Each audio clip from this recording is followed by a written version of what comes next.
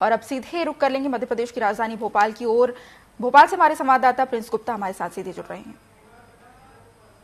जी Prince जी, बताएं कि भोपाल में आज क्या कुछ खबरें हैं जो सुर्खियों में रहने वाली हैं।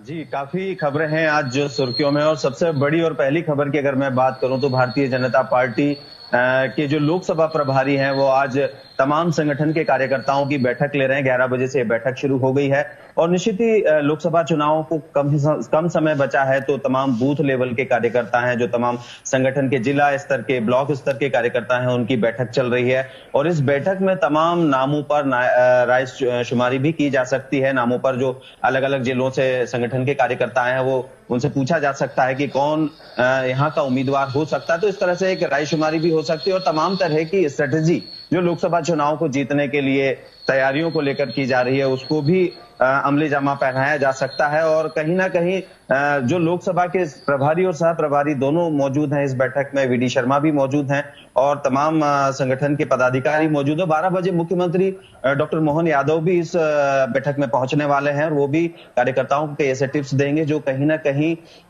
लोकसभा चुनाव में रूट लेवल पर काम करने वाले कार्यकर्ताओं को ज्यादा से ज्यादा वोट शेयर बढ़ाने के लिए प्रेरित कर। तो ऐसी तमाम तैयारियां भारतीय जनता पार्टी की अभी चल रही है। मुख्यमंत्री की अगर मैं बात करूं तो मुख्यमंत्री के भी आज के लगातार दौरे हैं। इस बैठक में सम्मिलित होने के बाद वो कई कार्यक्रमों में शामिल होंगे। उज्जैन भी जाएंगे और उज्जैन में भी कुछ कार्यक्रमों में शामिल होंगे। तो ऐसे कई कार्यक्रम हैं जो उनके निर्धारित हैं जिसमें वो लगातार जा रहे हैं और खासतौर से लोकसभा चुनाव की तैयारियों को लेकर वो संगठन के कार्यकर्ताओं से सीधी बात भी कर रहे हैं। एक खबर और जिसकी ओर मैं आपको ले जाना चाहूंगा कि 25 तारीख को अमित शाह मध्य प्रदेश के दौरे पर रहेंगे और वो चंबल और ग्वालियर रीजन पर में जाएंगे, वहां बैठकें करेंगे, बूथ लेवल के कार्यकर्ताओं के साथ, समितियों के साथ बैठकें करेंगे। उसके अलावा वो भोपाल शाम को आएंगे। भोपाल में लगभग शाम को 6 बजे वो पहुंचेंगे। जो यहाँ पर पन्ना समिति है, बूथ समितियां हैं और खासतौर से उन कार्यकर्ताओं के साथ बैठक करेंगे जो कहीं ना कहीं चुनाव के उस निम्न स्तर के, सबसे नीचे स्तर के कार्यकर्ता हैं और वो वोट शेयर को बढ़ाने के लिए एक बड़ी भूमिका निभाएंगे। तो और खासतौर से अगर हम बात करें तो अमित शाह अपनी एक नई स्ट्रेटेजी के साथ इस बार लोकसभा चुनाव में सबको लेकर बात करेंगे कि किस तरह से जो विधानसभा चुनाव में उन्होंने अच्छी मेहनत के साथ अधिक सीटें जीती थी, इस बार लोकसभा में 29 की 29 सीटें जीती जाए। एक लोकसभा सीट जो कमलनाथ की है छिंदवाड़ा से, वो अभी भाजपा के पास नहीं है, लेकिन इस बार उस सीट को जीतने की भी पूरी तैयारी भारतीय जनता पार्टी लगातार कर रही है। और मुख्यमंत्री जो डॉक्टर मोहन यादव वो भी कल छिंदवाड़ा में थे और छिंदवाड़ा में काफी रोड शो किया और सभा की उन्होंने, लोगों से, कार्यकर्ताओं से मिले और कुछ कांग्रेसी कार्यकर्ताओं को भी उन्होंने भारतीय जनता पार्टी में शामिल किया।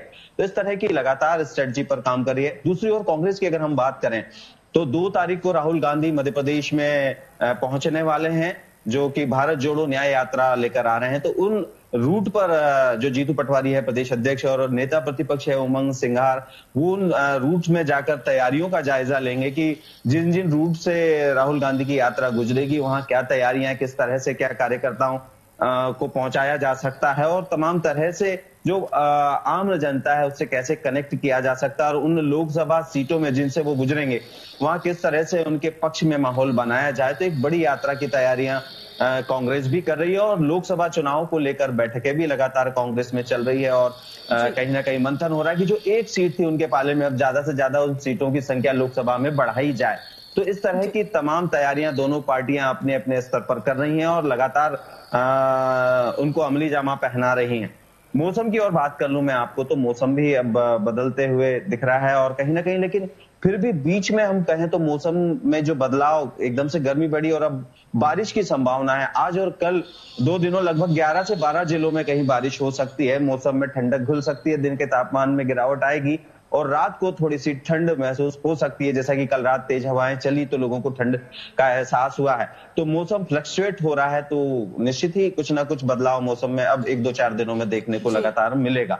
जी प्रिंस जी, तमाम जानकारियों के लिए आपका बहुत बहुत धन्यवाद।